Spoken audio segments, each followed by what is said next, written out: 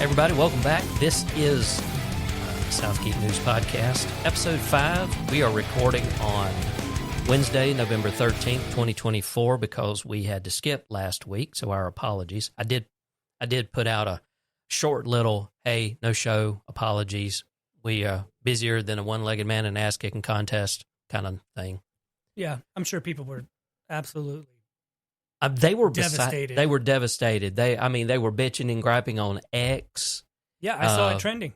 There was a hashtag. Blue Sky, Threads, Facebook, TikTok, everything. YouTube. Truth Social? Truth Social. Is that still a thing? Yeah, for now. But anyway, yeah. Did you mention Blue Sky? I did. Okay. I did. Believe it or not, I mean, I've had an account not for a long time on Blue Sky, but I've been listening to some podcasts earlier this week, and apparently, this isn't even in our show notes, but there's been a deluge of new people going over to Blue Sky. Just saw a tweet showing that. Oh, okay. Yeah, I forget it's so many hundreds of thousands of people or something that have gone over. More than that. Is it more than that now? Yeah. So I actually went and logged in because I had forgotten what my damn handle was. So I was like, have I ever actually signed up for Blue Sky? So I tried to go sign up, and it's like, we're sorry, but that email address is already in use. I'm like, huzzah. Let me try to log in then. Yeah, this has two images. One says Blue Sky is currently the number one free app on top charts. Mm-hmm. Twitter's or X is no longer in the top 25. Thank God. And then somebody else said 90 days ago, Blue Sky had 6.18 million users. 30 days ago, Blue Sky had 10.85 million users. And whatever day this was, tomorrow, Blue Sky will have 15 million users. Wow. That's this impressive. Is from somebody called Jazz. Okay. You know. Is he like one of the founders or something? Because it says, this is absolutely wild. Thanks for believing in us, y'all. I'm going to say he's got some connection to it. All I know is Jack Dorsey originally was the force behind it. Some have said that he was either kicked out or he left. I don't know. But Blue Sky? Yeah. Because Jack Dorsey is the one. How do you get kicked? How do you get shunned from Twitter after it's purchased, and then this one that you wanted to start for other reasons you get ousted from that? I don't know. I mean, I'm telling you, he owns Square. He owns Square, or he did. I'm presuming he still owns Square. He had Twitter. Yeah. Then he was. I thought he was actually the guy that I thought he was like the CEO of Blue Sky, but apparently he was never CEO, but he was instrumental in getting it started. And then there's somebody else that's actually running it. And then somewhere, I found all this out yesterday.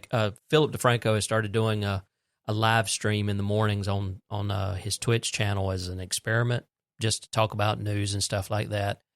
And I think it was this morning, or it might have been yesterday morning. I can't remember. Anyway, Blue Sky came up, and it was like, who is Blue Sky? And we're all in the chat going, Jack Dorsey. And then somebody started popping in and go, no, he hasn't had anything to do with it for a couple of years now. And I'm like, well, that's news to me.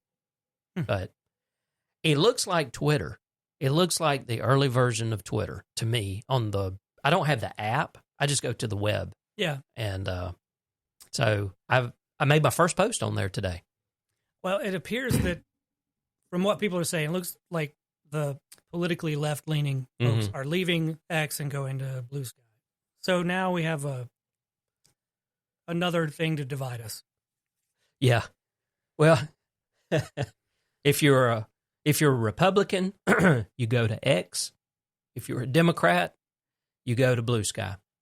Where do you go if you're an independent? Because honestly, Threads was actually the left-leaning. But there's a lot of people that are talking about how Threads is kind of a shit show right now too, because something about mute words not working and some of the controls. Yeah, I don't know.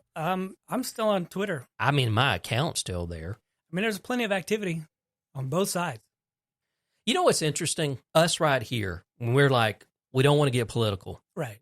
But ATP, another tech podcast, a huge one, they had an entire 30-minute segment in their one of their episodes I think either before or after the election, might have been before the election. And that's the thing that I've noticed about a lot of independent tech creators, people that are in technology and create content like podcasts and YouTube videos.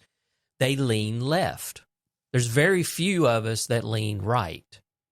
Just from, and I don't take that from me as the God's honest truth. I don't know. It's I'm just a saying, feeling, yeah. It's just a trend you've kind of I've noticed. get a sense of. Yeah, I've noticed. Of the tech podcasts that I listen to, they all lean left. These guys, I don't know how many episodes, they make money off of this podcast, but they were raging against the machine that is the Republican Party. Really? For like 20 or 30 minutes. And then they were like, okay, that's that. We'll move on to tech news. And I was like, holy shit.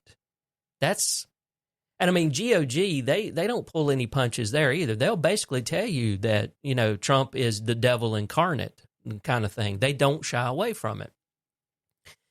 And I was like, but then you've got your other podcasts, like from your other networks, like Relay.fm, you got your Twit network and all of that. They try to stay in the lane. Mm-hmm. I don't know which way is better. I mean, I don't think people would want to listen to us just carry on for an hour about politics. Yeah. Even if I guess what I'm saying is when it connects directly to technology, I think it's okay to get a little into the weeds on that. Right. When it does affect what we do, how we do it, how our customers may be affected from the technology perspective. Exactly. And what certain policies might make things harder to do. Right. Yeah. Yeah. I don't get having to sit here and complain for 45 minutes about it.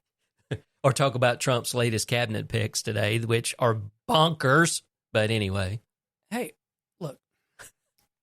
I'm now just to the point where I want my popcorn. I'm just sitting back here. Yeah. Just watching. The simulation is optimized for entertainment. Apparently. Apparently. That's all it is. It's wild. And I really don't. I think Elon has, I won't say pure motives, but there is clearly government waste. No doubt. There always has been. It is gigantic. But he ain't the guy to do it. That's my problem. He doesn't Why pay. hasn't He doesn't pay his own damn bills. Here we are as it yelling is. at each other. I know. Well, why hasn't anyone been chosen to do that job? That is a fair Because question. nobody wants to do it. That's a fair question. Let's see what happens. I mean, I'm fine. I want to see what happens. Now, Vivek Swamy or whatever the hell. I mean, come on. But anyway, they're paired together now to be part of Doge. Some folks brought up like, oh yeah, the Department of Government Efficiency is an example because it's taken two people to do. Whatever. Yeah, whatever. Speaking about losing our fucking minds, we had a problem with True Vista again. That was 2 weeks ago because we had to skip a week, but that was over 2 weeks ago. Thankfully, it didn't last as long. It was the same problem, and the fix was like these assholes tried that upgrade again. Yep, they did. And they hit the button and went home again. And they rolled back again. But there's some good news out of all of this now. The next time it happens, I won't know it directly. Yeah. Because I'm now on fiber. I might know it, but it depends on whether my RMM is going to alert me in time. I actually reached out to Walt the other day because there used to be some monitoring software that we used at CityNet to monitor all of the devices, and it would actually send text out. Yeah. And I was like, I had to ask him what it was, and I don't know what he told me because in my transition to my new swanky iPhone 16 Pro, Signal was a little bitch and was going to take, because it does it over Bluetooth, it was trying to transfer all of my history from my old phone to my new phone, and it was going to take like 3 hours to do it. And I finally gave up and said, don't worry about the history. So I don't have any history here. And then I had to relink all of the computers that I have Signal running on. And I have now lost the thread that I had with him, and he told me what it was. So the whole point that I was making here is I was going to look and try to run something like that to go against the one or two clients that I know will be affected if they try this again and it fails.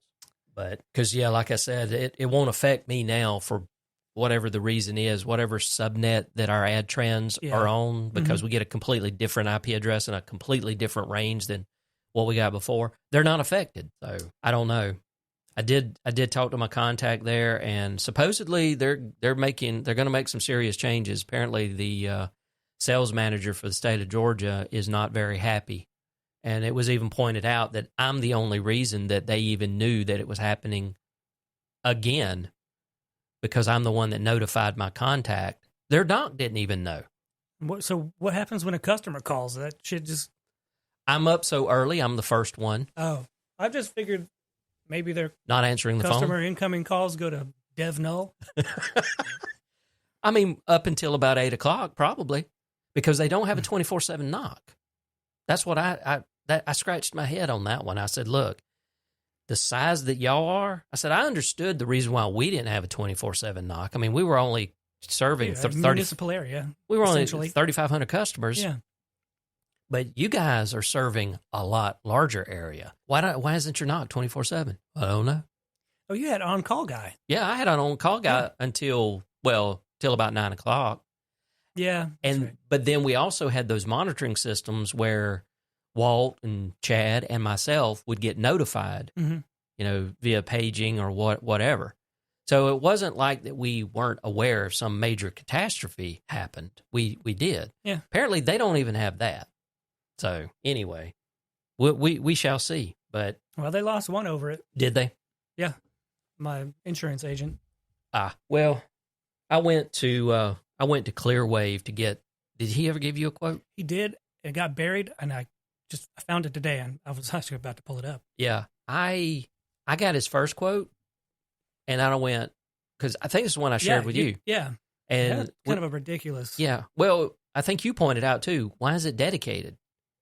Yeah. So I went back to him and I said, dude, I'm looking at you guys in 2 different locations. I need GPON. I don't need dedicated fiber. He came back. It was a couple of days later. He came back with a better quote. I'll share it with you later. But more palatable. Yes, cheaper than currently what they have. No, but much faster. Yeah, and that's the thing. Fast. I mean, he's quoting a gig. Each location that I'm talking about currently only has 200 by 200. And we're only talking about going up by maybe $150, $200 maybe. So I think it's something that I need to entertain. But while you're looking that up,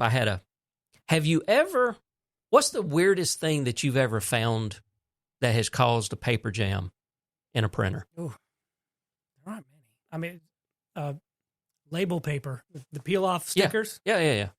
Wrapped all the way around the roller. Yeah, that's about it. So I had a situation. I was called in because the main printer it's a Brother L5800DW, and it was doing some weird crap. It was just constantly rebooting. And this happened it was one of those situations where the Friday it was working fine. The Monday it started doing this. It was just like every 10 to 15, 20 seconds, it would just restart. You can never send a print job to it.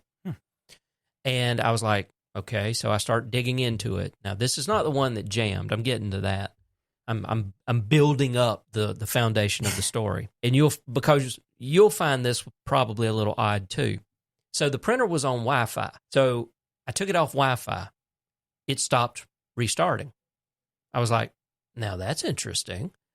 So it also had a long USB cable.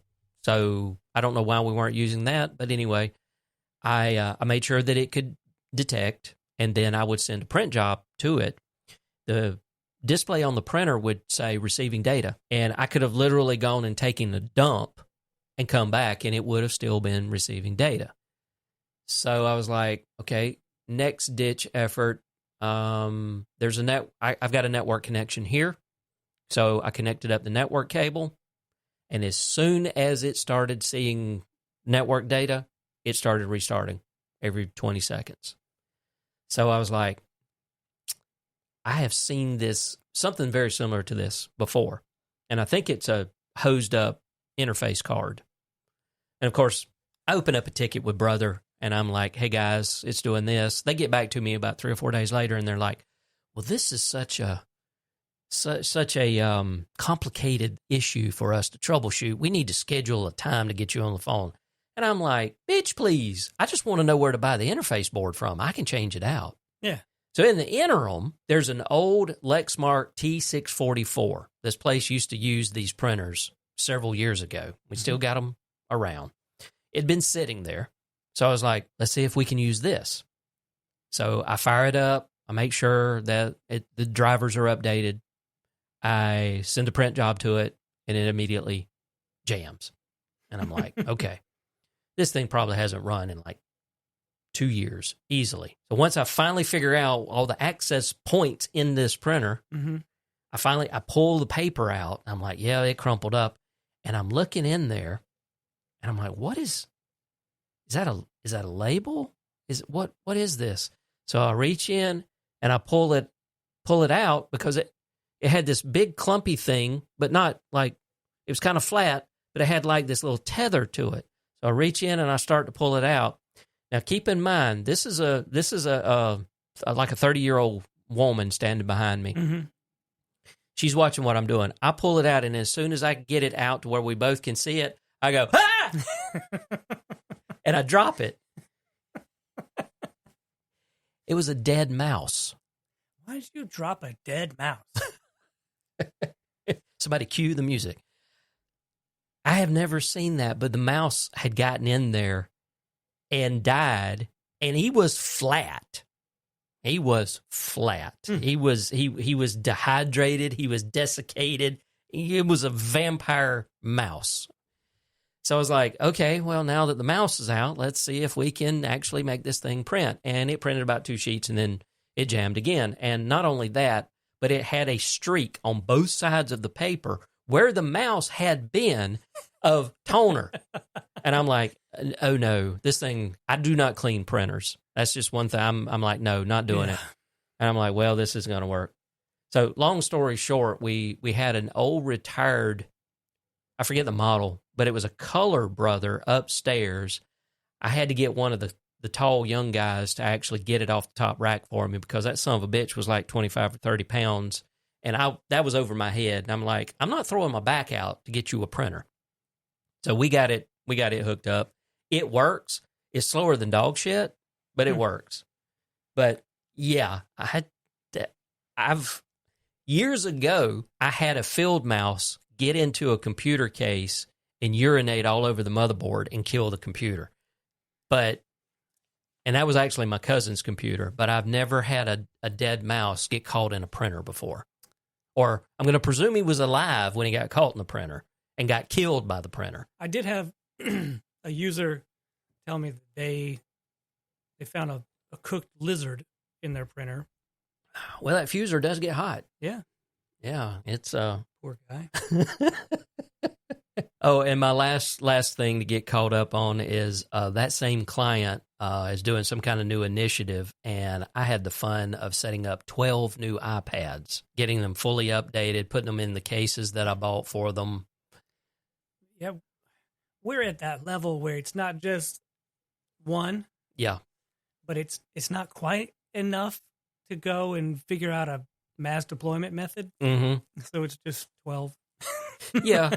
12 one-offs. Yeah, I did them 4 at a time. I had them sitting up over there on my workbench, and I joked with the family. I was like, because they were sitting up because it's the kind of cases that have the hand strap that you can rotate it around. It's got the kickstand, and so they were sitting up like that. And every time something would come up where I'd have to hit buttons, it'd be like doom doom doom doom doom doom doom doom doom doom.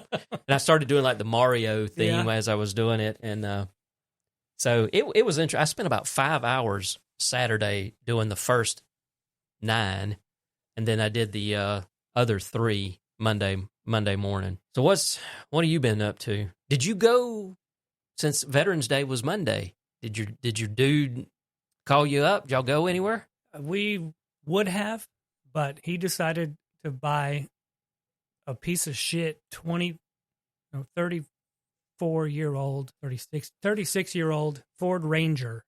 And so we went to the middle of Georgia, down a dirt road, to a place that had every farm animal you can name. There were 3 turkeys, 3 guineas, a goat, 2 pigs, chickens, maybe a sheep. I didn't get that. And there was a dog in there with the goat. It was a land-bound Noah's Ark. I guess. It was entertaining. Yeah. So no, we didn't find time to go and cruise for free food. Yeah. I never liked doing that anyway, but that's just his hobby. He calls me, like explicitly calls me. Hey, you ready to go make the rounds? Mm-hmm. I thought of you. I thought of you Monday because of our previous conversation about that. I was like, I wonder if Ben's making the rounds. Yeah, I served in the military. I don't wear that shit on my sleeve. Yeah, I know. So, AI, you got here more AI models. Yeah, what is this analysis paralysis thing? For security posture for clients. Oh, we have like I said last time, we have a sales first industry. Yeah. Our vendors are sell, and I'm like, does it fucking work? mm-hmm. Every EDR I've tried either can't be tuned or it's too heavy or same problem. I'm not sure. Yeah. But in order to try the one from my main vendor, I got to sign a 3-year contract or whatever. Just to try it? It's too complicated to set up a trial. And I'm like, well, then I'm not going to try it. I'm going to do this other one, Jeez. Because if I'm going to sign that contract, I've got to get my clients to sign agreeing to pay for it before I buy it. Exactly. So, and it's just like, how do I ensure clients know that this is actually going to work? Yeah. I can't. So. No, and I don't know about you, but I've got PCs that are still on these clients' networks that are circa 2014, 2015. I don't have any. Well, I might have some that old because they'll drag one out of the closet every once in a while. Yeah. But, I do have a client who does that, but now I'm in the habit. When I replace a machine, that old one goes in the back of my truck when I leave. Yeah. You're not putting it in the closet. It's not going to suddenly, I'm getting a call one day and going. I've been here 6 times for that machine. I finally replaced it. I'm never coming back for that one. Yeah. But yeah, it's just, what all do I need to do? Who's got the best product? Does it work? Have you ever tried? Are clients comfortable with it? Have you ever tried Huntress? I get emails almost 3-4 times a week from them. Is it any good? It is. The team there's great. It's as far as when I was using it, it's not a full EDR. Okay. It catches it and gives you remediation steps. I think there's a plan you can get now where some of the remediation is automated. Mm-hmm. It just didn't provide enough. I don't know. It didn't provide enough action. It was more of a reporting thing for me. Yeah. But it was good, and it was cheap. Okay. I've never looked at the pricing, but I know that they've been hounding me for almost a year. And they didn't require signing a contract. Yeah, right. I still get the weekly reports that say, "Oh, you don't have any endpoints." I know SentinelOne has just like a reporting. You can enable it, and it just reports only. And I've told you, I said it was too heavy whenever I tried it. Yeah. And the only reason why I tried it is because they integrated it. N-able bought the company, as far as I know. I think they bought the company back when they were SolarWinds, and then they became N-able. But they bought the company or the SentinelOne company, and they integrated it into the RMM that I use, which is N-able's. So I think I was using SolarWinds just before they became N-able, and I think I've seen the SentinelOne table at an event since then. I don't know. I still discover it on a couple of machines that it didn't get removed. It's not active. Oh, I still have WebRoot agents out there. Yeah. I'm just going to have to replace the machine. Well, there's a tool to get the SentinelOne off, but most of the time you have to reboot the machine into safe mode. Yeah. Requires a visit. Well, no, Take Control will actually reboot a machine into safe mode. And can you control it while it's in safe mode? Yep. Oh. Yep. Yeah. Yep. It'll do it. There's an option that says there's like an emergency reboot option that one I've had to use before. It's like you lose control of the machine and you just hit it. And I don't know what the hell it does, but you give it about 3 minutes and that machine is back accessible. But yeah, there's a special restart, and one of the options is restart in safe mode, and it'll restart the machine in safe mode. And I've been able to run that tool that way to get the Sentinel-1 off. But that's what I was saying. It's so funny is when I discover it that it's on there, it's not actually doing anything. Yeah. You know, it's just there. It's definitely not reporting back to my dashboard because I don't have that service. Yeah. So I was like, yeah, that's interesting. And the only reason why I thought of that is I come across a machine about 2 or 3 weeks ago, I think, and I was like, why? Because I saw the icon, the little Sentinel-1 icon down on the tray, and I'm like, why is that still there? And usually what it is a machine that has been off for a little while. And then we put it back on the net, or they're like, yeah, we need to start using this machine again. Yeah. And it hasn't quite timed out off of my dashboard because I do have like 180 days or something. If it doesn't see a machine, it'll just drop it. And I'm like, okay, that's funny as hell. But yeah, I know we talk about this to death. I don't know what to do because, you know. From a compliance standpoint, I think that if a customer were to file a cybersecurity insurance claim, yeah, the insurance company is going to come back and go, well, what measures did you take to prevent this? And I want to be able to go, we did all of this. Well, have you ever filled out one of those questionnaires for your client? Yeah. Well, I was gathering answers and the client filled it all in with clearly wrong answers, but it hasn't come back from underwriting. So they might have just accepted it so they can take his money and never approve a claim. I've done it twice, and it was actually a car dealership, ironically. And I've done it twice. And one of the options is they have a whole section about EDR. And at the time, whenever I filled those out, I was like, we don't use EDR, but we're looking into it. And I figured what they would do is the rates would be higher if EDR was not an option. Now, I can tell you this, based on my personal opinion of looking at these questionnaires, no fucking IT person was brought in to write the questions on this damn questionnaire. Yeah, the last one I looked at was not clear. How much excess network capacity do you have? Like in what terms? Yeah. And the agent can't tell me. Yeah. And she sends questions to underwriting and it's nothing. I don't think they know what they're doing. I think somewhere along the line, they're just taking money. Yeah. And figuring out later and then go, oh, you didn't have this. Yeah. I've asked them several times now, like, what standards are you going to put this against if he files a claim? I don't know. How do I know? What are we paying for? It's like I have a car crash. You know, I get T-boned at an intersection. Not even my fault. And the insurance company comes back and says, you didn't check the air in all your tires, so we're not paying that claim. Like, I didn't know I had to. Yeah, exactly. Well, that's now a standard. Yeah. Well, how am I supposed to know exactly that we've met? That's the reason we have insurance, to scare the shit out of you so you'll do the right thing. Well, we just need to know what that right thing is that we need to do. Yeah. Yeah, exactly. I'd love to know so I can convince the client to pay me to do those things. You know, I would almost like, but then this could be gamed. You'd almost like for your cybersecurity companies, your insurance companies, to actually say, okay, these are the ones we recommend, and this is the level that they need to be at. You know, there need to actually be some IT people in there that says, these are the only products that qualify for this insurance policy. Or they need to meet this NIST standard. Right. And so there you go. I need to bring my network up to that standard and have the proof that we're doing everything. Yeah, because if you can do that, and then the client, and you have to tell the client, okay, for you to secure this policy, we've got to do these things, and it's going to cost this. Then if the client says, no, that's too much, you're off the hook. Yeah. You know, but if they're willing to pay for it and to do the right thing, then, you know, your ass is covered.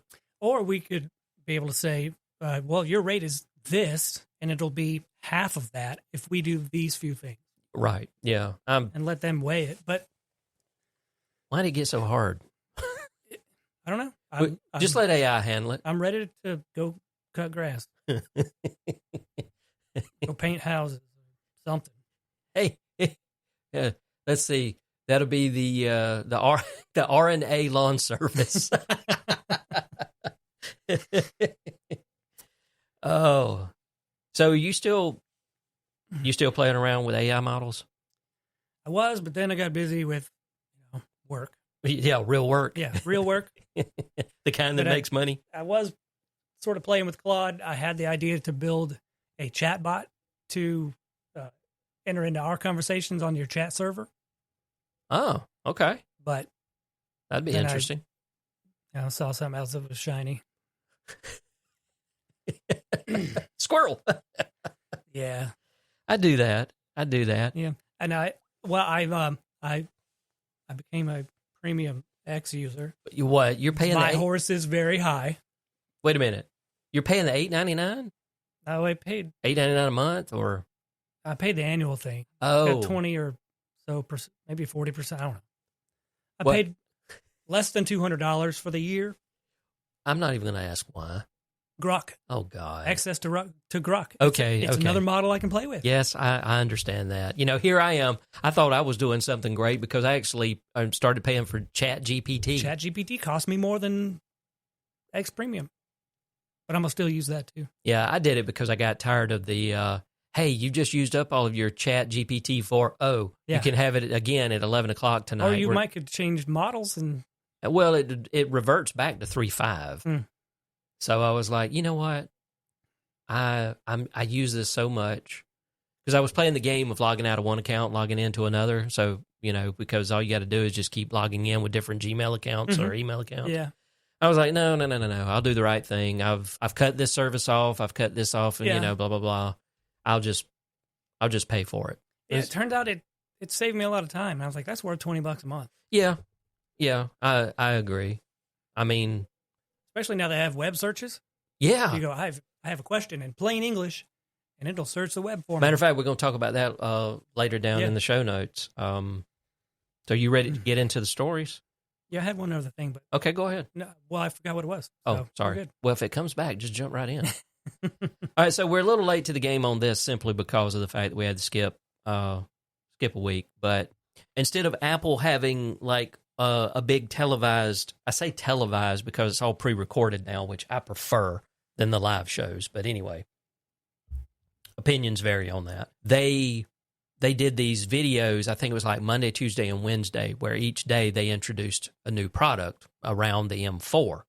And so I've got a couple of articles in here, but basically I did a summary using ChatGPT. And it said, Apple's latest updates to its Mac lineup include the new 14 and 16-inch MacBook Pros, a 24-inch iMac, and a redesigned Mac Mini, all equipped with M4 processors and significant enhancements. So the MacBook Pro, available in 14 and 16-inch models. You got the M4 Pro and the M4 Pro Max chips. They have Thunderbolt 5 ports. The base RAM has increased to 24 gigs for the Pro models and 16 gigs for the entry level. That's been a big thing, is the fact that they finally went from 8 gig on the base models to 16. They have a new space black color. I don't give a shit about the colors. I mean, I bought this one right here is an M2 13-inch, and it's got this right here is actually from, oh God, what's the name of the D brand? That's actually a D brand skin that's on this. I don't know what D brand is. They make skins and wraps for phones and consoles like PS5 and Xbox and all of that. That's necessary. So, yeah, I actually put one right here, and I just got basic black because I'm a basic bitch apparently. Well, they're all the same color on the inside. Yeah, that's true. But you can literally get one that actually comes across here and it looks like the inside of the computer. You can do a wrap like that for the phone, stuff like that. So anyway, 12 megapixel webcam, brighter nano texture displays, and they started shipping on November the 8th. Okay. I'm not in the I don't need a new laptop. Do you? Would you be in the market for one of these? When this battery dies, Yeah. the clock loses it. So, I mean, I don't think that's something I can change. No, But I don't get enough out of this thing to buy another one. Buy another I one. think I paid $1,600 for this because I upgraded Yeah. to 16 gigs of RAM Yep. and maybe a little bit more storage. But honestly, I love how it types. Oh, I It's love not it. worth a new one. I love these I love these. You'll probably notice that when I go wireless keyboards, they're all chiclet. Mm. Because I have discovered as a touch typist, because I am a trained touch typist, I can float across these keys faster than I can any other keyboard. And ever since I discovered the chiclet style, that's all I get now, is everything is chiclet. Yeah, I can't do it. I mean, I use a traditional Lenovo keyboard. Mm-hmm. And when it runs out, I get one of the 20 brand new ones I have upstairs, because some folks like to keep their keyboards. I got keyboards in my mice right there that are the Chinese brands that were coming with these refurb units. Yeah. And I'm like, I hate those too. But I wind up, for clients, buying a particular model of Logitech. It's a combo that comes with the mouse and the keyboard with one dongle. Yeah, it's about $29 or something. Yeah. I forget the model, but I think we've been using like the MK710. Yeah, sounds about right. It's an MK something. Yeah. Well, then they did the iMac, updated 24-inch M4 iMac, starts at $1,299, doubled the base RAM to 16 gig, introduced an 8-core CPU, GPU, with higher models offering a 10-core configuration, additional ports. Now they have USB-C charging. The webcam supports desk view, but the video camera is still 1080p. Who cares?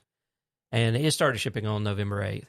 Now, the one thing that I was interested in, even though I know I don't need this thing because I already have an M2 Pro Mac Mini sitting right over there, they introduced the redesigned Mac Mini that is just slightly bigger than the Apple TV. It starts at $599, 16 gigs of RAM. The M4 Pro model starts at $1399. It gains front USB-C ports, a headphone jack. There are no USB-A ports on this thing whatsoever. They have abandoned USB-A. So it's all somebody. Yeah. You got Ethernet, you got HDMI, and you got Thunderbolt ports. It also started shipping on November the 8th. I saw a video of what's his name? Mr. Alex. Anyway, he does a lot of DaVinci videos. DaVinci is the video editing software that is put out by Blackmagic. There's a free version and there's a pro version. And the pro version is like $300. And if I did more video editing, I would actually own it. But the free version does what I need. He took the base model of the Mac Mini and put DaVinci 19 on it and just to run it through its paces. And he was very impressed at how the base model would just do 4K content, a mixture of all of the... One of the big things is like when you're scrubbing through, when you've got stuff on the timeline and you're scrubbing through, if the machine won't scrub smoothly, that slows you down in the editing process, which is a problem I've had for years of other video editing software on like Windows, especially if you were pulling in MP4 content. It was just like, would chew on it. And it'd be like, I'm trying to get over here and I can't see the video to, to actually preview. But anyway, that's what they announced. It was about 2 weeks ago or so because they did start shipping on November the 8th. Oh, I saw a lot of butthurt about the power button being on the bottom. I wish people would just shut the fuck up about the God-blessed power button. There's nothing wrong with where it's at. Good grief. I know. I was thinking, well, just don't buy it. If that's that big of a problem, just fuck off. If you can't get your damn finger up under the corner, lift up this tiny little thing. You got to think about the size of the American finger. Oh, well, that's fair. I think somebody's already printed a spring-loaded thing where you just press the whole machine down and it mashes the button. Yeah. And there was also some flack about the new, I guess the new Magic Mouse. I didn't see that. Anyway, USB-C charge. Mm-hmm. I mean, it's wireless. Well, the charge port is on the bottom. It's been like that. That's not new. Yeah. But that's what they were making the comparison. And that's probably the reason why you saw it. They were making the comparison. Some folks were saying, well, it's kind of dumb for it to be on the bottom, but at least it's not as bad as the Magic Mouse where you have to plug it into the bottom of it. And that is a stupid design on the mouse. Well, somebody did mention, like, it's USB-C. Charge it, go to lunch. Yeah. It's done.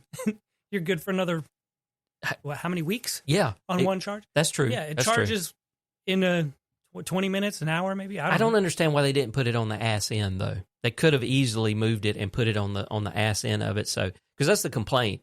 It's like if I need to charge it, you could put it on the bottom on the ass end of it, and then I could still use it as a quote wired mouse. Yeah, But I'm with you. I mean, like if it's gonna die on me, maybe it's not at 9 o'clock in the morning. But how long does it take to charge? I mean, pop it on there, let it charge for 10 minutes, and then use it until you can get the lunch, and then charge it again. I don't have one of those. I don't have any of those problems. Well, I don't either because I don't have a magic mouse. I do have wireless mice. Yeah. But they use traditional batteries. Well, my Logitech charges at the port in the front. It's USB micro. I hate micro. It used to be the standard. I do too. But, I mean, if everything goes to C, I'm good. Yeah, that was one thing. Those iPads I was talking about, those are 10th generation, the 10.9, just the basic ones. Mm-hmm. That was nice, the fact that they were USB-C. Yeah. And I actually bought a couple of charging stations. That's one of them over there I got to send back. They're designed where you can actually set the stuff up on top of it, and you can get little 6-inch and plug in. Mm-hmm. That one actually has USB-C and USB-A on it. Problem ran into is once you put those bastards in cases, they don't fit in the slots. So I recommended to my client, lay them around it and use the longer charging cables that actually came with the iPads. The point is, we need a centralized place for everybody to charge these up instead of there being this is a car dealership that I'm talking about in the service department. So I know what will happen if this one was over here getting charged and this one was over here getting charged. And I'm like, no, there's your centralized charging location. Go put them there. Just design and 3D print a rack. You know, go get a dish rack. That'd be great if I had a 3D printer. Yeah, Well, design one and I'll print it. That's right, you do Something have that big will only take about 4 or 5 days. No, go get a dish rack from Walmart. That's what you do. Yeah. Or TJ Maxx. I'm sure TJ Maxx has something. Yeah, probably. Hacked robot vacuums across the U.S. started yelling slurs. That sounds like fun. It does. I've never heard of this. Ecovacs? I've seen the name. Ecovacs robot vacuums have become vulnerable to hacking, allowing intruders to control the devices and broadcast offensive slurs through their speakers. Okay, I have to stop. Why does a vacuum have a speaker? I think to play tones. Like when it begins, yeah, it plays a tone. So, I don't know, maybe you know that it's moving about. Does that require an actual speaker? I mean, how else do you anything make with a cheap piezo speaker. Yeah, okay. Several U.S. owners, including Daniel Swenson, reported that their vacuums behaved oddly, and upon investigation discovered strangers remotely accessing the live camera and speaker. He's got a camera. Is that how? Did they? I know nothing. Some of them have the capability to map their environment. Yeah, and I thought they did it with LiDAR though. Well, maybe they licensed some pure vision Tesla technology. I was going to say, is this an Elon company? Or it could just be for object avoidance. Yeah, that's true. That's true. Despite resetting his vacuum, Swenson's device began shouting racist obscenities. The incident underscores ongoing security concerns with IoT devices, particularly as many smart home products, including robot vacuums, lack robust security features. IoT everywhere does. Yeah, that's true. Because it's not necessarily IoT. We got another story down the list. Ecovacs informed of this vulnerability in 2023 had delayed action, though they now plan a security update for November. So they were... Sorry, I have an Ecovacs. Oh, you do? Yeah. We don't use it. I mean, it's been in the... Oh, okay. We used it for a few months, and then I was like, the house is too big. Uh-huh. This thing goes and gets stuck under the bed all the time somewhere. We have to manage it. You have to manage it like a toddler. Keep doors shut and all that. If that's the case, I'm just going to vacuum. Well, and it'll end up so far away and the battery dies, it can't make it back to the station. So we just kind of gave up on it. But it is an Ecovacs. That's why I've heard of the name. Okay. All right. So they were alerted of it in 2023, delayed action. Now they have a security update for November. Inadequate PIN validation and lack of secure server-side checks leave these devices vulnerable to even basic hacking techniques, highlighting the need for better security standards in consumer-grade smart home technology. No kidding. That's why I created another SSID, another subnet that has no access to anything inside except each other. There you go. So all of the Echo devices, the thermostats, and I'm ashamed to say the washer and dryer. I'm ashamed of you. Washer and dryer, please. Not the refrigerator. It has Wi-Fi, but I didn't bother. Okay. What else? Well, that vacuum cleaner, Now, you said Echo. the Amazon devices. Okay, they do get out. They have to get out. Yeah, they get out. Okay, They don't get in. gotcha. It's kind of like creating the, like some of the clients I have the public network is actually, it's definitely carved off and can't get into anything else. Right. It's just, Yeah. And I lock those things down so much that I've learned some new tricks since then, but I've locked it down to where I block everything first, and then outbound, I block everything first.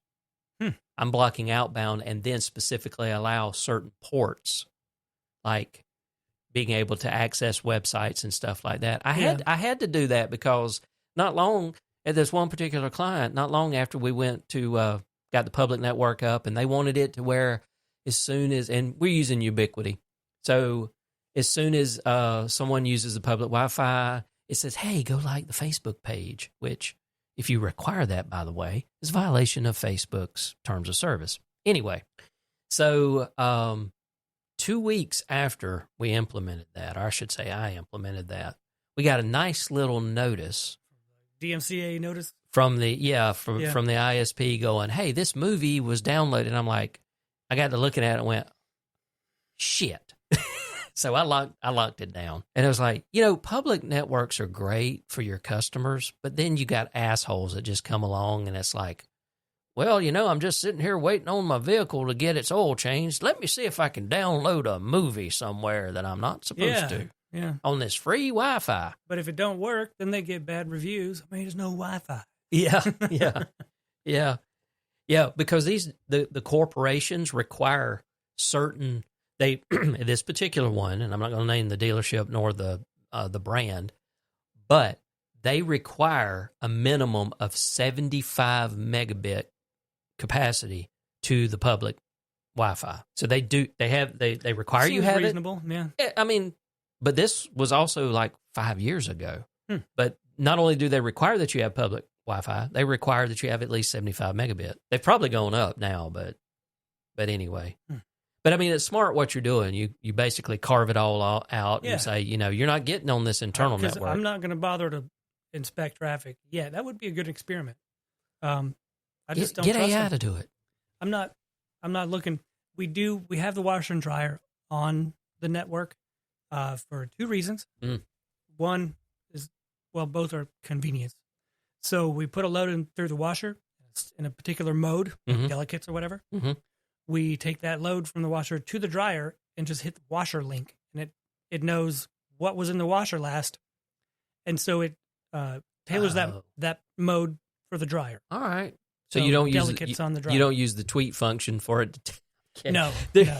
I know there are some. Literally, I remember this years ago. It was like your washing machine or your dryer can tweet and let you know that the load is done. And I'm like, it's not a tweet, but it's through the app. Yeah, it'll let us know.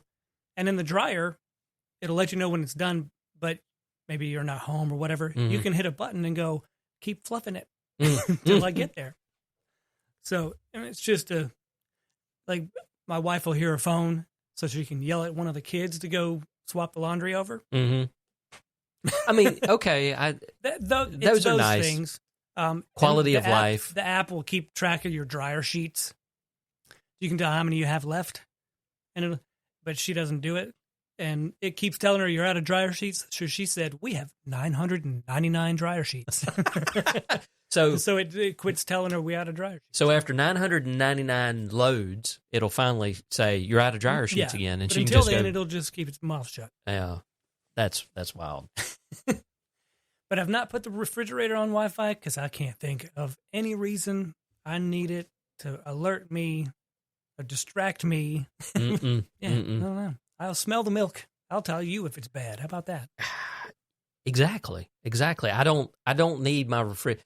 I know there are some refrigerator. I don't know if yours does this or not, but I know that there are some that can take stock of what's in the damn thing. I don't think ours does that. And I'm like, if I've fallen so far down the evolutionary ladder that I can't figure out the things that are almost done in my refrigerator, we have a list. We have this mini little clipboard on a magnet on our refrigerator. And we write down all the stuff we need for the groceries. Yeah. I finalize that list every Thursday morning on the Walmart app on my phone, and we go pick the shit up between 8 and 8:30 on Friday mornings. I don't need the refrigerator to do that for me. Well, it would be nice if I'm standing in the store and go, shit, do we have garlic? Because you never really know. Like, I know now because I have seen it. But you're standing in the store and you go, do I have garlic? It would be nice to just pull up, a little snapshot image of what's in the fridge. At that moment, you go, yep. Oh, you're fancy. You're talking about fresh garlic, like a garlic clove. The canned minced garlic in oil or whatever. Oh, in the oil. Yeah, we always get dry. I get garlic powder. We've got garlic powder, and we've done fresh garlic, but now we just like scoop a tablespoon of that stuff, and that works We have out. gone over to kind of full circle. We've gone back to garlic salt. I have both. Yeah, we've got powder and salt. We used to only do powder, but I like garlic salt. oh well. What happened is Tyler and Oriana, when Tyler was here last, they went and visited the grandparents, Lee's parents, because mine are dead, and I guess they had an Italian meal, and their grandma uses garlic salt like on the toast and what have you. Mm-hmm. And they come back and Oriana is a bread fiend. She loves bread. She loves it whenever I make bread because I've got a bread machine. Mm-hmm. And I will do raisin cinnamon bread. And she come back and she's like, I think we need to get some of that. And what happened was there was so many years there that we were trying to watch I'll say in air quotes loosely, watch our salt intake, that we always went with like just the powders. Yeah. And I said, no, okay. So we're now getting this, I forget the brand, but garlic salt. I am now a garlic salt-aholic. I put that shit on everything. We add garlic to many, many things now. Mm-hmm. And then when I make the toast for, lasagna Or spaghetti or whatever, yeah. I used to use Lowry's seasoned salt because it had garlic and onion and all that stuff. Yeah. But now it's just garlic salt. Mm-hmm. I'm doing the same thing. I put it on the French fries. I cook French fries. Yeah, that might work. Yeah. I put it on French fries. We don't do it on the tater tots. And the reason for that is because, and I may have mentioned this to you before, we buy Great Value brand tater tots. They're already pre-seasoned. Yeah, they're seasoned. They are I don't know what it is. You can buy all these like Alrida and all of that other kind of, they fucking suck. Their tater tots suck. But you buy the Great Value, I use them as hash browns. Yeah, I used to do that. I mean, they are perfect. Anyway, I don't know how we got off on that, but so this killed me. San Francisco's Muni Metro Light Rail is undergoing a major $700 million modernization, including a $212 million contract with Hitachi Rail to eliminate its reliance on 5.25-inch floppy disks. That sounds like a government contract. Yeah. The outdated automatic train control system, ATCS, which relies on floppy disk and fragile loop cables, will be updated to improve efficiency and prevent system failure. Communication system will also be upgraded as the current setup has bandwidth equivalent to old dial-up internet. So which floppies? 5.25? 5.25. Yeah, 5.25. Not even the wow. The three and a, what was it? 3.5? Yeah, 3.5. Yeah. Not even the 3.5. I remember when we kind of got moved towards 3.5 inch. Mm-hmm. People thought that was a hard drive because it was hard plastic. Yeah. Yeah. Now my first programming classes, we had to turn our work in on floppies, but it was 3.5. Mm-hmm. So it wasn't Nobody had a 5.25 drive. 3.5, 1.44 Megabytes. megabytes. Yeah.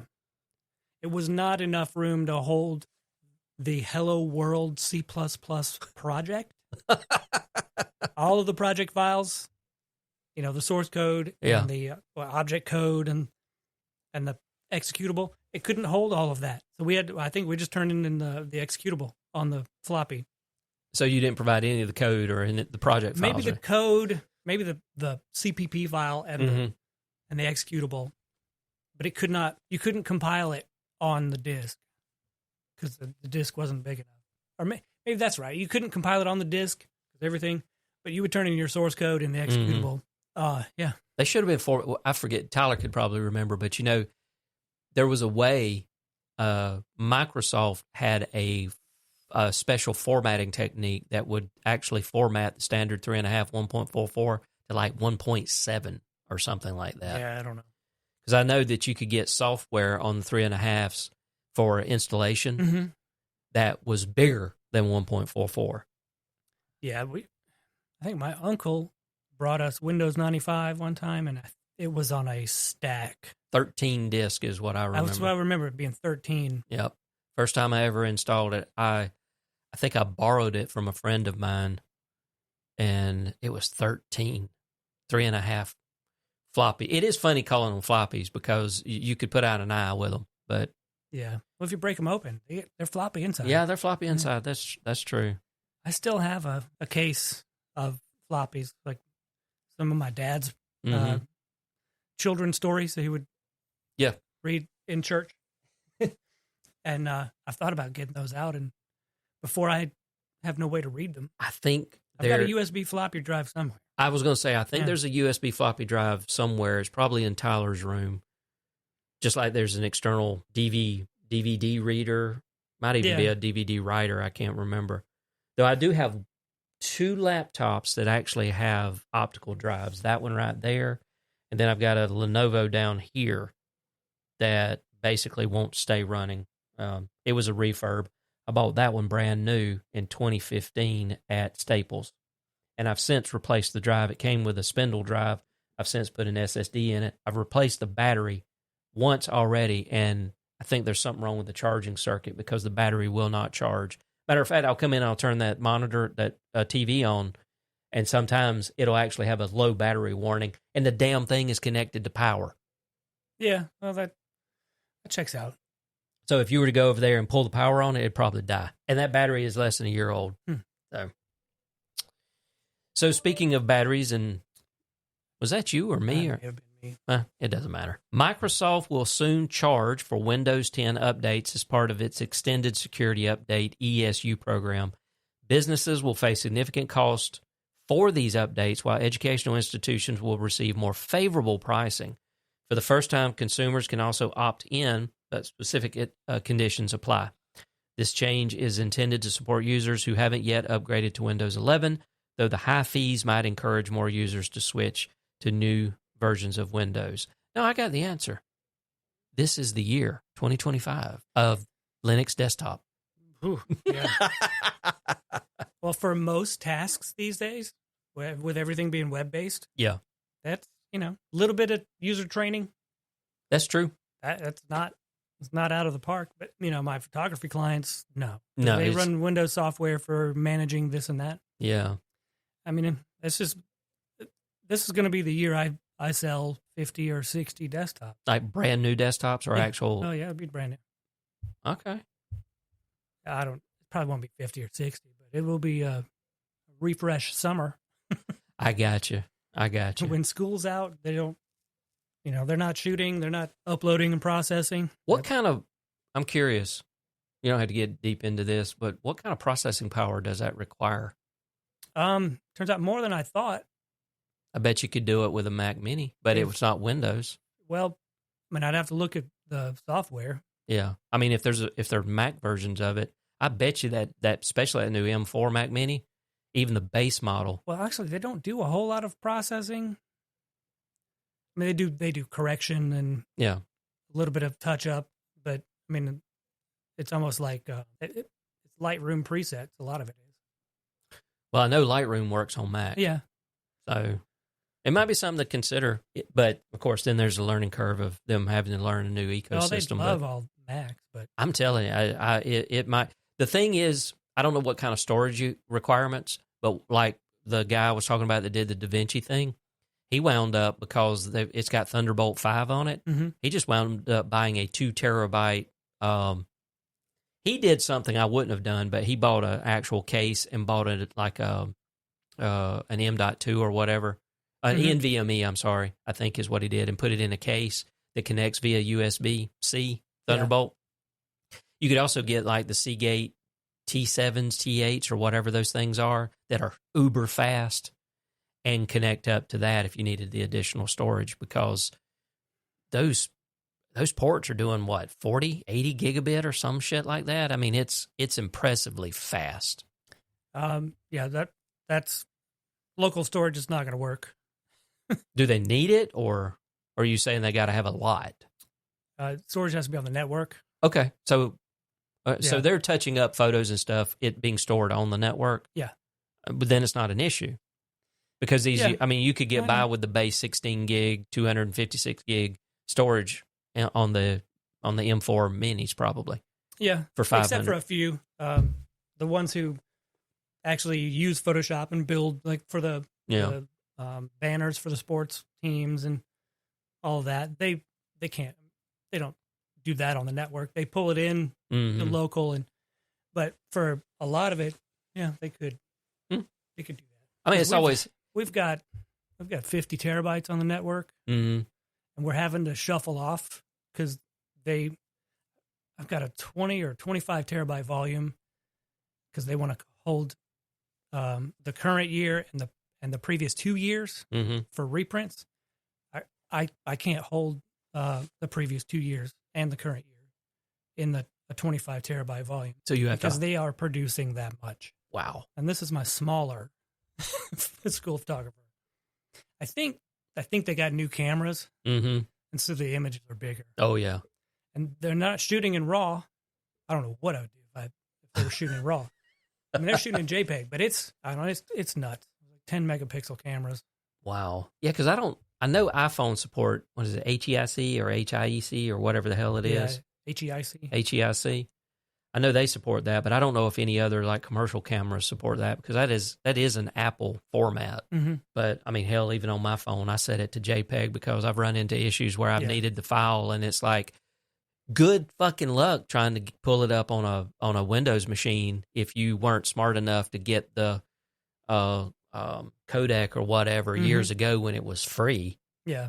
Because it's no longer free. If you you can get it from the store, but I think it's like $9, $10 or something to get it on the machine, so it's not worth it.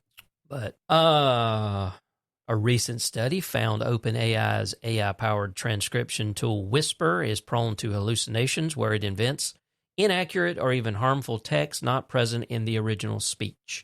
Whisper has been found to fabricate racial commentary, violent rhetoric, and even imaginary medical treatments. And despite these issues, the tool is widely used across industries, including in healthcare, where it transcribes patient consultations, although OpenAI has warned against its use in high-risk contexts.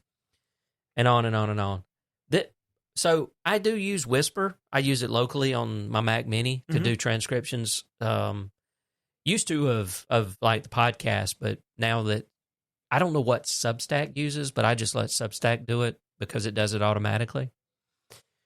I've heard this on other podcasts. What the hell are you thinking letting it do medical transcriptions? What did you expect when you train your model on the internet? Jesus. I mean, it's just transcription. I mean, you're not asking it to make shit up. You're just going, make this speech into text. Don't add any context. Ignore the people in the background. I mean, don't summarize it. Just whatever this said. If put it in text. If he said red, I need it to say the word red. Yeah. You know, hernia needs to be hernia. Yeah. Not some fantasy that he got the hernia with the chicks on the corner. I mean, who knows? I mean, I wonder if they compared it like racial slurs or racial stuff. Well, if they look there and they just listen to the audio from that point. How did it do that? I mean, was there somebody? Was Fox News on in the background? Yeah, I don't know, because most of the time, I mean, I've never actually been in the presence of a doctor that did this, but I know used to, they just have these tape recorders that they talk into, Mm-hmm. and then they'd hand it off, and somebody at the office would have to transcribe that. Yeah, I know there are services and machines that do that now that they can sit there and talk into. when I was in with for my first shoulder surgery, I was in the Army, and I was talking with this Army surgeon, and he looked at my shoulder and did the little examination, and then he sat down in the room right there, picked up the phone, and just started talking, Mm-hmm. and just in this monotone sort of The voice. dictaphone. And that went into, I don't know if it went to a human or it was early 2000s, Mm-hmm. but it went somewhere to be transcribed and entered into my record. And I thought that was pretty cool. Yeah, I've actually seen stuff like that. That's definitely the older technology. But yeah, I think it actually got stored somewhere on a server somewhere, and then somebody had to listen to it and actually type it out, Yeah, transcribe it. I don't know. Probably was pretty cheap, $1,200 a minute or something. Yeah, cheap. Government contract. Government contract. That's it. This one bothered me. Inside the U.S. government bought tool that can track phones at abortion clinics. A surveillance tool by, I guess it's Babel Street, used by U.S. government agencies to track individual movements via smartphone location data, capable of monitoring visits to sensitive sites like abortion clinics, churches, and jury parking lots. Locate X, that's the name of the software, raises serious privacy concerns as it enables warrantless tracking of personal details like home addresses and frequently visited places. Lawmakers are pushing for regulation, such as the Fourth Amendment is Not for Sale Act, to ban warrantless location data purchases. However, comprehensive protections for reproductive health data remain stalled despite advocacy for bills like the My Body, My Data Act. Meanwhile, the Federal Trade Commission has targeted data brokers over sales of sensitive location data, though surveillance risks from tools like Locate X remain a pressing issue. Now that we're in this post-election world, Mm-hmm. I don't know how any of this is going to play out, because the FTC, I think that's Lena Khan, she's going to be fired. You know, she's been a bulldog on stuff like this, but all of that's going out the window. And yeah, that's getting political because that directly connects into this kind of stuff. Well, I mean, it doesn't affect my customers, but it does affect the public. And Yeah. Yeah. Well, it could very well affect people in your life, you know? yeah, absolutely.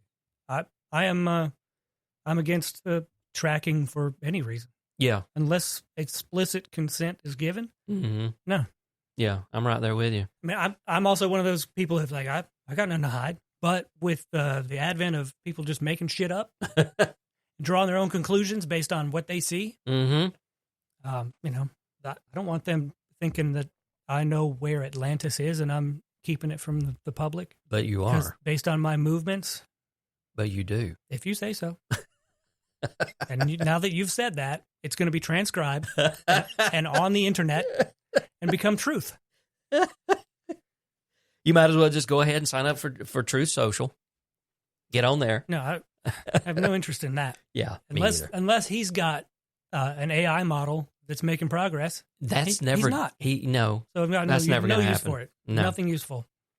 No, that place. I can only guess as to what kind of fuckery's going on there. Yeah, But I'm not going to make any assumptions. that whole thing is based on it's a Mastodon install. They basically modified open source Mastodon. That's what Truth Social actually it's is. a fork. Yep, it is a fork, and they got in trouble because it's up under the license, whichever one it is, that you're supposed to contribute that back to the community. Yeah. And they didn't until they got called on it, and then they were like, "Oh, our bad here." So yeah, it's a Mastodon fork. One of the Y Combinator projects that I guess got funded. It's called Pearl AI. It's a it's a fork of VS Code, which is I didn't dig into it, but he got shit on Twitter a lot because whoever it was, I think it was the Apache folks, because whatever they forked from was released under the Apache license, and so their license didn't match the same, and Apache or whoever it was called him out on it. And his response was, dude, I chat GPT the license. I don't have time to deal with this. We got to build. And I was like, whoa, Wow. he just outright admitted that he didn't bother with this, and they just shit on him for weeks. But yeah, he forked it and didn't keep the same licensing. Wow. The same as whoever helped out with forking Mastodon. But that, yeah, I don't know. The tracking. Now there are going to be some data leaks. There always is. Right. But if you're that petty to track somebody from home to an abortion clinic, then fuck you. I don't think I'm less concerned about the pettiness and more concerned about government overreach. Well, that's the thing. If the government is that petty Okay. to track you from the state where it's not allowed to a state where it is allowed, because I can fly to Colorado and smoke as much weed as I care to. Right. When I get back to Georgia, fuck them. They don't have to know. Yeah. It was legal where I did it. So, yeah, that's my stance on it. You know, you brought up that sparked a memory. I don't know if you've ever watched Blue Bloods. No, don't think so. Several seasons back, this is probably because I think it's in the 14th season. It's actually finally ending, but in probably somewhere in the first 5 to 7 seasons, they had a scenario where one of their higher ranking officials got drug tested for whatever reason. I don't know what happened, and he had marijuana in his system. And the thing is the commissioner had to make a decision on the fact that the guy went to a state. Matter of fact, I think it was Colorado. Went to Colorado for the weekend, partook, came back, did not partake when he was in New York. Right. But because he tested positive, the commissioner had to figure out, did this violate the policy? And I think it wound up firing him for it, which he fought against it. But I think, I know if I go work at the hospital, I've got to say that I don't use tobacco products. Yeah. And I'm subject to testing for nicotine, which is fucking ridiculous, which is why I never even filled out an application. And that was my thing. If I agreed to that and you hold me to it, that's, it's on me. Yeah. I was in the Army. I was in Colorado before it was legal. Right. Of course, it was never going to be legal as a member of the United States Army. I was going to say, not on the military base. But I drove down to Albuquerque, where it wasn't legal in either, because this was 1999. Went to a Rob Zombie concert with a friend, and I happened to be next to people who were partaking of the ganja. I smelled it, and I was like, oh, shit. And so when I got back to the barracks, I asked my roommate, who is known to partake. I was like, am I going to get in huge trouble if they wake us up tomorrow with an urinalysis for everybody?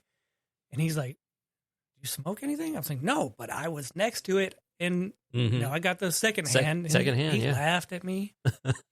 We never got tested, but we never got tested. I never got anything like that. That's hilarious. And luckily, I think it was that same trip to Albuquerque. Ended up at a college party, and I think the friend I went with, he's like, "Don't eat the brownies." I was like, "Okay." Now I probably would have. I would have been paranoid to no end if I had, because I'd never experienced. I never had experience of THC until I was in my 40s. And I would have been scared, but I think I would have enjoyed it. I don't know. I've had it 2 times in my life, and both times it was a pleasant experience. And but since then, and those were back whenever I was in my 20s. Since then, the only thing I've had that's come close to it has been Delta 8, Delta 8s, and Delta 9s. And I'm convinced that that's the way to do it. The Delta 8s instead of smoking weed. Yeah. The the tinctures or the atomizers or the gummies, the edibles, way better. I mean, I can only imagine. I've still never smoked weed, but I can only imagine. Yeah, that doesn't smell good to me. No, I can tell you that. See, there was a while there I was buying a container of gummies easily every 3 to 4 weeks because I was taking one every night just to sleep. Right. And I started building up a tolerance. So I had to back off. And then they came out with the Delta 9s. And I got a bottle of that. I still have the Delta 9s because whenever the 1 or 2 times I tried those, no, sir. I don't know what the hell, but no, I did not sleep well. I did not pass go. It was, I got some at the local drugstore here in Tifton, and I've been using the stuff that I ordered from, I thought it was California, but it's Texas. Mm-hmm. Weird place. Okay. Anyway, one of those, I lost my fucking mind. I can't remember what, I think it might be Delta 9, but it's either, I think it's indica. It's either indica or sativa. And I lost my fucking mind. I still have them. Yeah. I'll have to bring you a few of those and just take half of one, Uh-huh. maybe a quarter. Now, there aren't any in this. There's actually screws in this. Mhm. But it's a company called Binoid. I've never heard of it. And premium Delta 8 green apple candy gummies. It's 500 milligram. When I first started getting them, I was getting the variety pack where it'd be like apple and strawberry and stuff. Mhm. I found out I love the apple. The green apple sounds tasty. But yeah, when I got one of these one time and I went, you know what? This makes a good screw holder and what have you. Yeah. So, but yeah, these were costing me about $35 a bottle, something like that. I actually got on a subscription with them to cut it down to about $29 or something like that. So I was like, yes, just start sending it to me every 3 weeks. Because I was literally chewing one every night. And back whenever I was drinking, Oh, yeah. there were nights where I would chew one of these after I'd already had several drinks. And that was some of the best sleep I'd ever had in my life. My daughter told me there's a word for that. It's called crossed. Crossed? Yeah. Okay. Yeah, I'd never heard of it. I don't actually use it. I really don't drink much anymore. But yeah, if you're drinking alcohol and you are using THC, it's called crossed. Oh man, These words, these damn Zoomers. Mm. She's a Zoomer, right? Gen Z. I don't know. I don't put people in categories. Well, you should. It's fun. She's 19. Well, if her birthday is after 1996, but before 2012, yeah, she's a Zoomer. Huh. Because I think that's the cutoff is 2012, and then the 2012s are Gen Alpha. I saw a tweet today that put a 15-year-old in Gen Alpha. I could be wrong. 2009.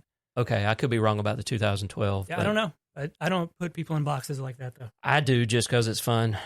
And because it is fun. I bitch about millennials. I cling on to the fact that I'm an elder Gen Xer, and elder Gen Xer. I guess I'm that's younger Gen Xer. That's because I was born in 70, and the Gen X starts at 65. So, and if there's been a resurgence, or not really a resurgence. There's been a surge, if you will, of social media personalities like the Slim Sherry and the professor, or I think that's his name, of embracing Gen X. A lot of TikTok videos that tickle the shit out of me. It's like, you don't fuck with Gen Xers, and here's why. And these are not Gen Xers saying this. These are millennials saying, this is the reason why you don't fuck with Gen Xers.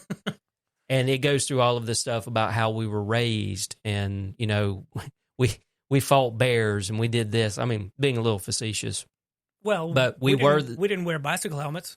We didn't wear bicycle helmets. We were the latchkey kids.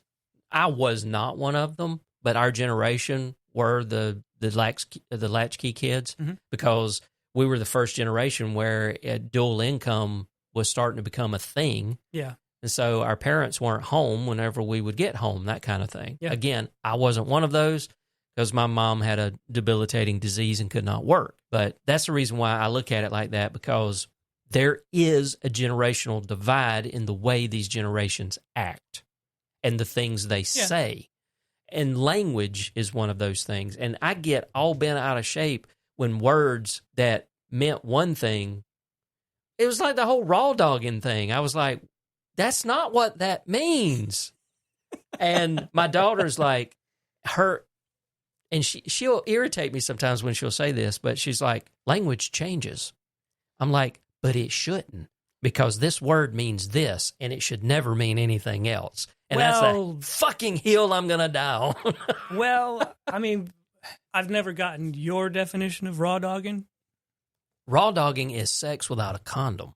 Yeah. So my thing is it can be applied in different ways. Like I saw a tweet. Some guy sat down at a Linux terminal and wrote a USB driver without a manual. He was just like raw dogging terminal and VI to write this driver. I was like, okay, well, that's kind of... But that's not what that means. I mean, he didn't have any protection on, so... But that's not what that means. I know. I mean, the idea of... It's a funny way to... I know, but put it. I guess what gets me, and, I don't really care. It's just one of those things that I like to pick on, is the fact that... I mean... How do you get from sex without a condom to I'm going on a flight and I'm not going to have any media or anything. I'm not going to watch. I'm not going to listen to nothing. I'm just going to sit in my seat and be one with the plane. These two things do not connect. Raw dogging a flight? Well, that's the whole point. Yeah. That's what raw, that's the terminology they're using now, is when bare and gritty and dirty. That's, I guess. Without, it's not the modern way. I'm going bare. I mean, so you're not taking your phone or you're not okay, where did okay, whatever. I'm moving on. Let's talk about nuclear. Nuclear. What now? Amazon, Meta, and Microsoft are increasingly exploring nuclear power to address rising energy demands from AI and cloud computing. We've talked about this with Microsoft doing their 3 Mile Island thing. Right. Meta and Amazon recently encountered regulatory setbacks. Right. Meta's plan for an AI data center near a nuclear plant was halted due to the presence of a rare bee species, which, after last Tuesday, won't be an issue, I'm certain. While Amazon's hyperscale data center project near Pennsylvania's Susquehanna, I guess that's how you say that, was blocked by FERC, F-E-R-C, over concerns about grid stability and cost impacts on other customers. Despite these challenges, Microsoft's plan to revive the 3 Mile Island reactor is progressing. Both Google and Amazon have committed to future nuclear power sources, including advanced small modular reactors, known as SMRs, for long-term low-carbon energy solutions. The reason why I said that after last week's election, the bee thing probably won't be an issue. Probably not. Because that administration won't give a shit about the bees. Well, they're gutting the EPA. Yeah, I mean, they're gutting a lot of stuff. Yeah, I'm not going to say what will or won't happen, but it seems more likely to get passed. See, I like to prognosticate. I don't. I do. Yeah. Because I'm generally right. I saw 50% of the country swear they knew what was going to happen last week. And then all of a sudden, it fucking didn't at all. That is fair. That is very, very fair. I saw plenty of people on both sides just happy as shit. Or no, well, I guess on Fox News they were kind of, they were ready to announce defeat. And then, yeah, it was nuts. So I'm never going to say what will or won't happen. I'm just saying, you made me think. Seems more likely now to get past. I had that client, old friend of mine, that he wanted me to update all this stuff at his house. And that was last Wednesday. So I get to his house and I walk in. He's got Fox News on. And he looks at me and goes, "Well, you happy?" And I said, "About what?" And then I looked at Fox News and I said, "I do not talk politics with friends or clients. It's best that way." He goes, "Oh, okay." We touched on one thing briefly. And then I said, "That's all I'm saying about that. I'm backing away." because I've discovered you and I we banter. Yeah. But we know better than to ruin a friendship over some dumb shit. Oh yeah, and to be fair, I think politically we're probably aligned similarly on a lot of this stuff. Yeah. I mean, I get my news from Twitter, but I have enough sense to know what to believe and what to question. Yeah, yours is more of I view you as someone who uses Twitter more as an academic exercise to just see the. It is. It's more entertainment because my wife, she's been home all week and she doesn't like it when I watch TV. And when her mother's in the guest room where I've just moved the TV to. Oh. So I can't watch TV. And I'm not watching TV on my phone. And my chair in my office is only so comfortable. Yeah. So yeah, Twitter is my entertainment. Damn. Especially now that I know I can get in fights. I mean, bravo. Well, and speaking of modern language, I just wish some people knew where the fucking shift key was and to put a period at the end of a sentence. And maybe a comma. Just as a little flair. Wait a minute. Don't you know that putting periods at the end of sentences is a microaggression? To whom? To whom it matters not. If you omit a period, it's an insult to me because you couldn't bother. It's the same. But do I go on the news and cry about it? No. It's the same bullshit of in texting, just doing a thumbs up. If you do a I do thumbs, that shit all the time. If you do a thumbs up to a Zoomer, you have just insulted them. I do it all the time to both of my kids. I do too. I don't give a fuck. I am still. I don't know where this podcast is going. I am still the guy that when I type and I put a period, I put 2 spaces after the period. Oh yeah. Because you know what? I was trained that way. I let my phone do it. When I'm finished with a sentence, I just double tap the space and it adds a period and puts 2 spaces after. Yeah. But it knows that that's the right way to do it. That is the right way to do it. But do you realize that for several years now, that is considered the wrong way to do it? You should only put 1 space after a period. And I'm like, no, you are wrong. That I will, again, this is the hill I shall die on. I will put 2 spaces after the period. They can change all that shit after I'm dead. Exactly. Let's don't even get into the there, and there. Oh, and 222. Oh, God. Yeah. Yes. Yeah. Okay, so hijackers. Well, they might as well. Hackers hijack over 16,000 TP-Link network devices, creating a big old botnet that's absolutely slamming Microsoft's Azure accounts. So, oh, shit. Now that you said that. I read the thing, the headline. I knew we were going to be talking about this. I've just realized I think I've got a TP-Link router. I don't manage it. Yeah. I'm not paid to manage it. Mm-hmm. He just wanted it working. And now I use TP-Link switches as a cost-saving maneuver. Mm-hmm. I like them. They work. They do the job. Yeah. Their layer 3 switches are fine. I still prefer Ubiquiti. After I put in that 16-port PoE Pro for the client that's got the 4 2.5 gig PoE Plus ports on it. The remainder of the ports are standard 1 gig PoE Plus, has 2 SFP ports. Mm-hmm. I got to have me one of those switches because it would replace 2 switches I have in the house. I just don't have the spare $500 that it cost. But TP-Link, for the longest time, we used a TP-Link Wi-Fi router here, but I never used it as an actual router. I cannot stand using Wi-Fi routers.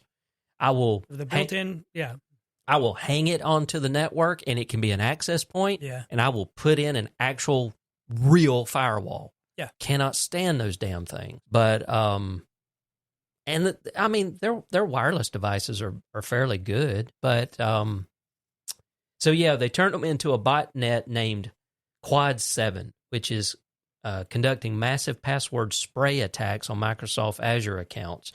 The botnet, attributed to hackers allegedly linked to the Chinese government, surprise, sends large volumes of login attempts from diverse IPs to breach Azure's cloud services. Microsoft reports that compromised accounts are then exploited to move laterally within networks, extracting more data and potentially installing remote access Trojans for future access. It is active globally with high infection rates in Bulgaria, Russia, the U.S., and Ukraine. It poses significant challenges for tracking due to its dispersed nature. And while the exact infection method is unclear, rebooting TP-Link devices may temporarily remove the malware, though hackers can re-access through vulnerable backdoors. The attack highlights ongoing security risks for cloud services and the importance of maintaining device hygiene, especially for frequently targeted network equipment. And see, that's another problem. I'm wondering if are they talking about consumer grade, like we're talking about TP-Link Wi-Fi routers, because the average consumer never updates those things. Yeah. It's working. Yeah. Shit stays in the closet. Yeah. I mean, think about the fact that up until a few years ago, they all had default passwords of, admin and whatever. I mean, the notorious Linksys routers. And of course, now it's required by law, I think, rule is that or why whatever. They changed it? Yeah, it was a requirement. I thought it was for reputation. No. So now, you have to look on the bottom of it and this is a username and password. They're still recommended to change them. What's funny is I just put in a Xerox multifunction copier, and I was accessing it remotely, and I was like, oh shit, what's the default username and password? Mm-hmm. It's admin, and then the initial password is the serial number. I was like, oh shit. But it turns out right there on another page before you log in is the serial number. So I just copied the serial number. Yeah. And logged into it. Yeah, I've run into a lot of the newer Canons. Even the brothers are doing this now. I have to make sure that I look on the back of the label and I take a picture of the label because that's where the password is. It's not the serial number on those. Now, a lot of Canons is just admin and, 7654321 to get into the admin side of it. All of the Canon copiers that are leased I'm so glad though, because I don't have to call the office supply company. Exactly. And then it was Xerox. It used to be just 1111. That's secure. And in some of the printers that I managed down in the manufacturing district, it was just 1111. I've never had to deal with Xerox copiers or printers. Those things. I mean, I don't like HP anymore because they want you to sign up and start an HP account. Yep. Nope. I hate HP. And my experience with the Xerox machines there was great. So that's what I recommended. And that for a color multifunction thing, stupid fast. Price-wise, how they compare? Oh, it's like terrible. Oh, okay. Like $1,800. Oh, God. But it's fucking fast. Yeah. I usually gravitate over to small form factor Canons, not like the big copiers, but the small printer like that. I've got one over there. When I bought that one, they were going for $99. It's just a basic monochrome 22 page per minute. It's fast. It was $99. Within a year, damn things were $200. I think they underpriced them, but most of the time that's what I go with, some model of a Canon.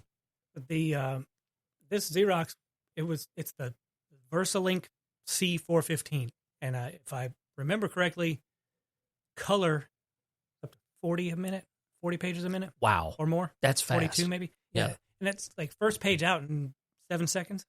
Sheesh. It's because it has a warm up and then it's not like my HP color. It's slow going. I never use it anyway. Yeah, but it's pricey, and the toner, I got him a set of toners with it. Mm-hmm. The colors are about $200 a piece for the high capacity, and the black was about $180. but that's what it is. They kept complaining, we're like the redheaded stepchildren of the organization over here. So, and I was like, well, now you're not. Yeah, now you're number one. Yep, numero uno. You might have wanted to lease a color machine, but whatever. Yeah, I much prefer whenever my clients actually lease their copiers and what have you, because then I don't have to screw with them at all. Yeah, I will. All I got to do is, put in drivers when we replace a machine. That's it. Yeah, I'll help out. I'll go in and, if I can, I'll put like whenever they're doing scan to email, I'll put in the email addresses in the address book for them, stuff like that. But beyond that, I'm like, no, it's not doing. Yep, call the leasing company. So I got 2 stories here. One, OpenAI search engine is now live in ChatGPT. That was a couple of weeks ago. And then there was one over at Tom's Guide. I just tested Google versus ChatGPT search, and I'm shocked by the results. So basically, I just did a summary about that because I thought it was cool. So a recent comparison highlights ChatGPT search as a strong alternative to Google, especially for users valuing privacy and direct answers. ChatGPT provides a conversational, ad-free experience with summarized real-time information that reduces the need for multiple clicks, unlike Google's ad-supported and sometimes cluttered interface. The key findings included speed. Both are fast. ChatGPT's friendly format is more welcoming. 2, accuracy and directness. ChatGPT delivers concise answers with sources, while Google often requires browsing multiple links. 3, real-time updates and news. ChatGPT provides straightforward answers, especially useful for live information like stock prices. 4, privacy. ChatGPT's ad-free approach offers a cleaner, less intrusive experience. And number 5, overall user experience. ChatGPT's design feels more organized and user-centric. Additionally, OpenAI launched their live chat search feature for ChatGPT paid users accessing Microsoft's Bing for real-time data and with free and enterprise access coming soon. OpenAI is partnering with media groups to support accurate election-related information, which, we're past that now. It comes around every so often. Yeah, I mean, I hear it. Well, it used to.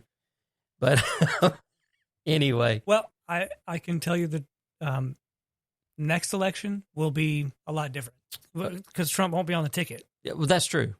That's all I'm saying. Yeah, I mean, that's fair. Trump won't be on the ticket.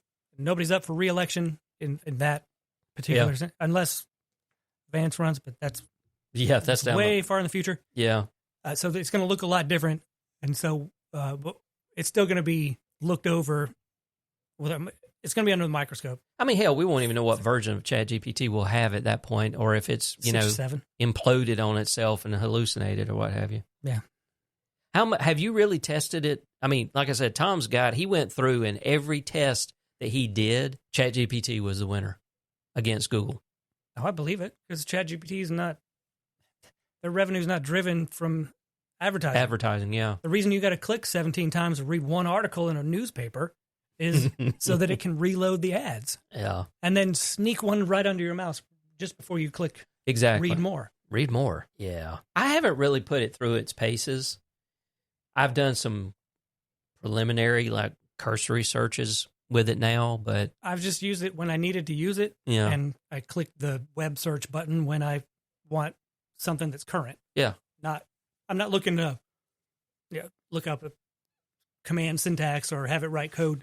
If I need something that's current, like who won the game the other night, I'll just click the web button, and so far it's done very well. But I don't get paid to compare that shit. I just need the answer. I got to log back in. I was going to see what it could tell me real quick. Okay. What is the current presidential popular vote count? See what it says. Searching the web. Oh, nice. Oh, and I do like the fact that it gives you the sources that it finds this information. Yeah. So it came back and said, as of November 13th, 2024, the most votes counted, President-elect Donald Trump has secured approximately 74.65 million votes, surpassing his 2020 total of 74.22 million. Vice President Kamala Harris has received about 70.9 million votes. This marks the first time since 2004 that a Republican candidate has won the popular vote. And the Electoral College is 312 to 226, which I've got a tab pulled up on another website over there on my main machine that I've been tracking it because they still haven't tallied, I think, all the votes in California as of today. Yeah, last I read, they were like 70%. Yeah. But those sources were For the most complete and up-to-date information about the U.S. election, please visit news sources like the Associated Press, Reuters, or check with your state or local election authority. Or you could look on Twitter. Or you could look, to see who's cheating. Go Ben's route and see who's cheating on there. It's kind of cool. I'll probably start using it more and more. I keep forgetting to use it. I just default to. I'm in a browser. I just type shit in my address bar. Yeah. So I don't think there's a way for me. Is there a way to make that your default search in any of these browsers? So. That would be cool. I just keep a ChatGPT tab open and stay logged in. I have it as an app, so like a web app. So it's completely separate in its own little window. Yeah, my documentation system had that feature. Now that I started using Edge, mm-hmm. Yeah, I didn't think of that. But I've got one thread, one chat that I've just keep running, and it's called General Inquiries because I don't want it to. I want it to stay in context when I'm talking about something. It's memory, but for just these general things, run of the mill things, I don't want to have a whole conversation about just quick questions. Yeah, I'd keep that chat pretty high up at the top anyway. That's kind of cool. But for everything else is separate. It's a separate conversation, so I can go back to it and continue that line of questions. Fun times, man. Yeah. So the last story, I had to throw this one in because I've got a direct connection to it, and you do too somewhat. But I don't think when you were there we were doing cable cards. But Howard Stern and other TiVo. I hadn't heard TiVo in a long time. I didn't even know that it was still a thing. Users were impacted by Optimum's, I guess that's a cable company, recent decision to end support for cable card technology, which allows encrypted cable channels to be viewed on third-party devices like TiVo. Optimum, part of Altus USA, attributed the decision to technical limitations related to the aging PowerKey encryption system from Scientific Atlanta, which, by the way, has been owned by Cisco for over a decade and a half now. Are they using 5 1/4 floppies or some shit? What's aging about it? I don't know. Because I remember we had a dedicated piece of hardware in the head end for the PowerKey that encrypted the channels. I remember Walt had to deal with that shit. This is more like a licensing issue, isn't it? Probably for the... It could... From what I read in the summary Could be, yeah. It's set to experience memory issues due to a timing mechanism flaw in November 2024. This end of support for cable card aligns with a broader industry shift toward streaming alternatives as FCC no longer mandates cable companies to offer cable card options. At the time, it was cool technology because for people that don't understand the way that industry worked is when you went to digital channels, you got a box, just like you got the old analog boxes, but this was all digital, so you got more channels. And these boxes were proprietary, meaning that at the time, there was really only 2 major companies that did these boxes, Scientific Atlanta and Motorola. Mm-hmm. So if you were doing Motorola boxes, then you had to have the Motorola, basically, server equipment in your head end. Yeah. If you were doing Scientific Atlanta, then you would have that. And I forget what that damn thing was called. It started with a D. It was something. Anyway, it was actually a big, what was the name of that company that used to make, I'm just drawing a blank. They made Unix servers, but they had their own system. Sun Microsystems? Sun Microsystems. Thank you. It was a Sunbox because their operating system was Solaris, right? Yeah. Which is now Oracle. Okay. Yeah. So anyway, you had, for Scientific Atlanta, it was that. Mm-hmm. Then Cable Card came along, and that allowed third-party manufacturers to build boxes, and it was like, you remember the cards that would go in like your Dish Network or your DirecTV boxes? I'm familiar with them. It was very similar to that. So instead of the box itself getting authorized to have the programming, the card got authorized. So you could buy, instead of buying a Scientific Atlanta a DVR that costs $600, you could get a third-party box that they were selling for like maybe $400. Mm-hmm. And all you had to do was get the cable card, which you could get the cable card for maybe like $50, $75, or $100. There was a pricing benefit there. Yeah. And so as long as it was a cable card standard, The box took the cable card, you authorized the card, you were good. That's how the TiVos wound up working. Because as far as I know, there was never a Scientific Atlanta version of a TiVo. We had a couple of TiVos on our system, and they used the cable card. We did not use a lot of cable cards. And the funny thing is once this went into effect, after about a year, the boxes that we got from Scientific Atlanta /Cisco actually came. They were their regular boxes, but they had the slot for the cable card, and they came with the cable cards. That's how they did it. So I just thought that was funny. It was like Howard Stern was frustrated. He did this on his show, lamenting the potential end of TiVo due to the loss of the cable card functionality. What's he got to do with it? I mean, he's so old school that this is how he DVR'd his program. He's mad because his TiVo's not going to work? Correct. Oh. That's the reason why he's mad. And so my first question is, who cares? Because he brought it up on his show. And Okay. I thought it was interesting because of the fact that I sent this article to Tyler, and Tyler and I both were like, cable card still a thing? So, Not yeah. in my house. Yeah, not in my house. Everything's streaming here, baby. Over symmetrical fiber. And I can't get the CW. Damn it. Damn it. On Fubo, right? Yeah. Yeah, that's right. All right. Well, that's it. I think we've sat here long enough. I mean, we got more stories we could cover, but No, yeah, well, that's probably enough. yeah, I don't know about you, but I'm getting hungry and my ass is going to sleep. So, Yeah, well, yeah, my people are probably back home by now. okay, well, this is where we're going to wrap it up. I would like to point out that if you like some of our specific membership benefits, such as what I call the SGN After Dark, that's where I take some of the stuff that it does not go into the main show, and it drops, I think, 7 days. No, it drops the same day that this drops for members, and then 7 days later it goes into the main feed. If you have any questions or comments, you can email podcast@southgeeknews.com. You can call and leave a voicemail or send a text at 229-234-1307. So Ben and I have talked about it. I think we're going to do another episode next week. Probably, hopefully, will be a little shorter because we won't have as many stories. And the reason for that is because our 2-week interval, because we had to shift from last week, would wind up the day before Thanksgiving, and Ben's not going to be here. Yeah, so we'll just do it next week. We'll do it next we'll be week. Back on so I don't have to edit my calendar item. I know that's wow. My thumbs just can't handle it. Okay, that's it. Bye, y'all.